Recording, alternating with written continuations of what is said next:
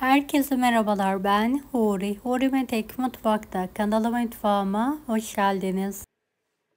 Sanki içinde et var. Zeytinyağlı, bol soğan soslu harika bir lahana sarması tarifi hazırlıyorum. Et tarifime hiç bekletmeden hemen başlıyorum. Bir tane büyük bir lahanam var. Ortadan ikiye kesiyorum. Yarısıyla dolma, yarısıyla da turşu hazırladım.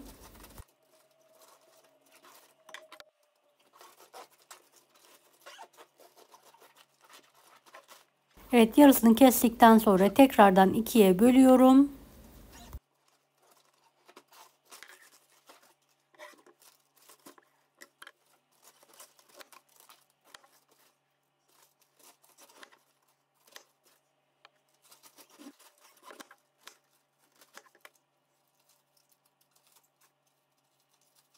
Ve lahanamı hazırlıyorum.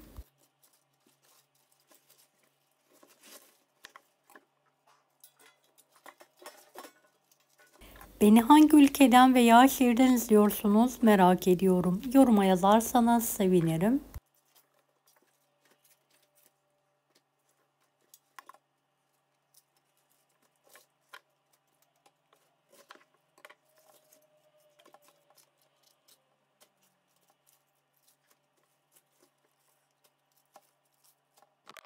İç harcımız için 2 tane büyük bir kuru soğanı yemeklik olacak şekilde doğradım. Üzerine bolca zeytinyağı gezdiriyorum ve kokusu çıkana kadar kavuruyorum. 2,5 su bardağı pirinç, 1 su bardağı bulguru üzerine ekliyorum ve kavuruyorum. Evet, 2-2,5 tatlı kaşığı da tuz ilavesi yaptım. Topak olana kadar kavuruyorum.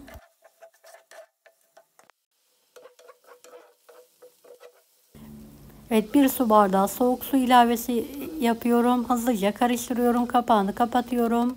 Altını kapatarak demlenmeye bırakıyorum. Soğuduktan sonra taze nane, maydanoz ve istenilen baharatları ekliyorum.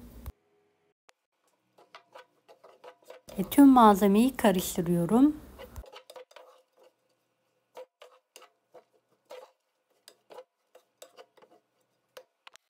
Lahanayı kaynar sıcak suda yaprakları şöyle ayırarak haşlıyorum.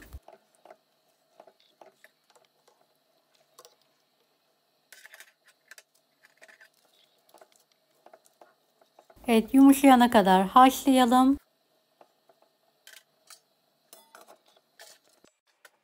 Yumuşadıktan sonra fazla suyunu süzerek süzgeç şişlerine alıyorum.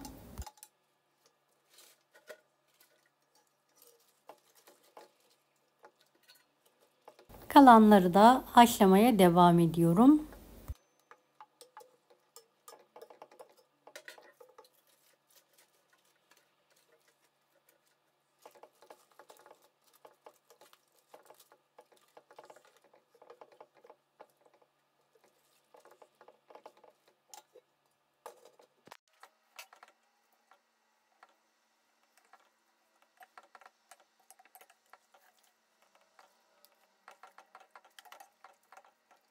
Son yapraklarımı da haşladıktan sonra soğutmaya bırakıyorum.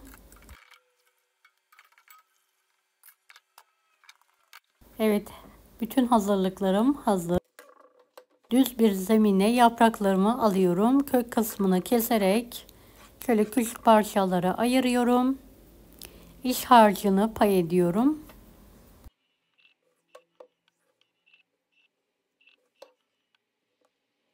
Kenarlarını kapatarak sarıyorum.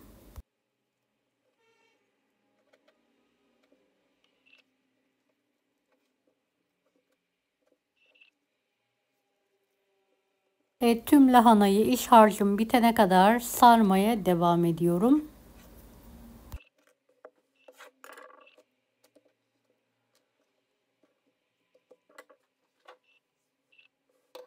Kök kısımlarını da atmıyorum. Tencerenin alt kısmına yerleştiriyorum.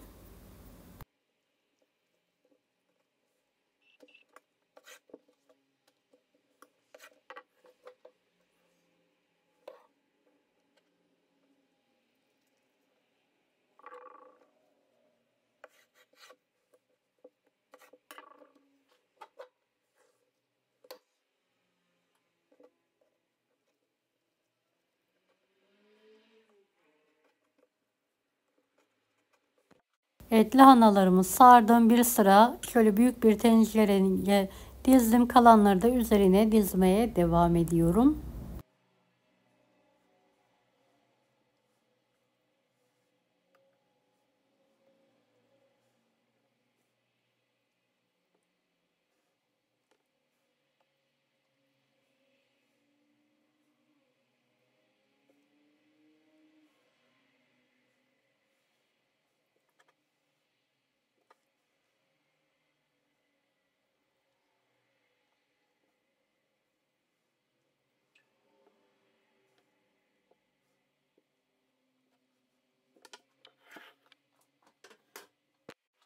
İki buçuk tatlı kaşığı tuz serpelim.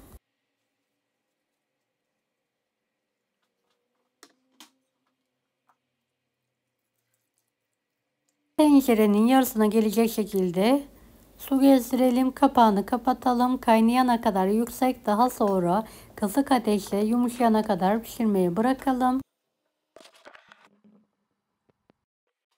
Evet, 2 tane kuru soğanı da şöyle ince ince doğruyorum.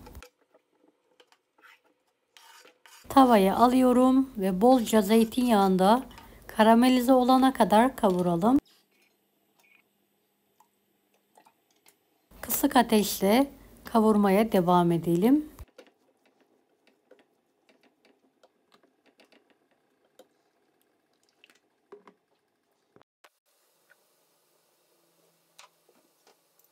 Biraz toz şeker, biraz da tuz ekliyorum. Daha hızlı karamelize olması için.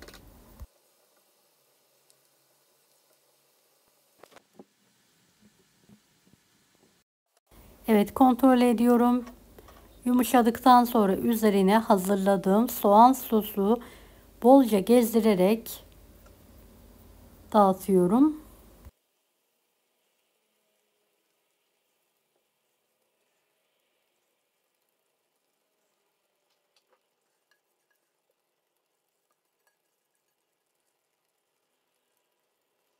Evet, kapağını kapatalım. Pişirme işlemine devam edelim.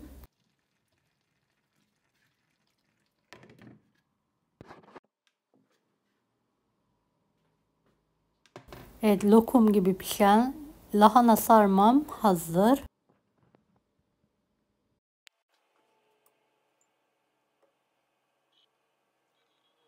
Şöyle servis tabağına alıyorum.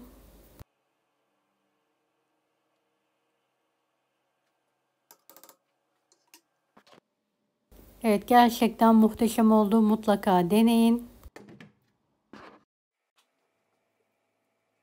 Deneyecek olan herkese şimdiden kolaylıklar dilerim. Allah'a emanet olun. Hoşça kalın.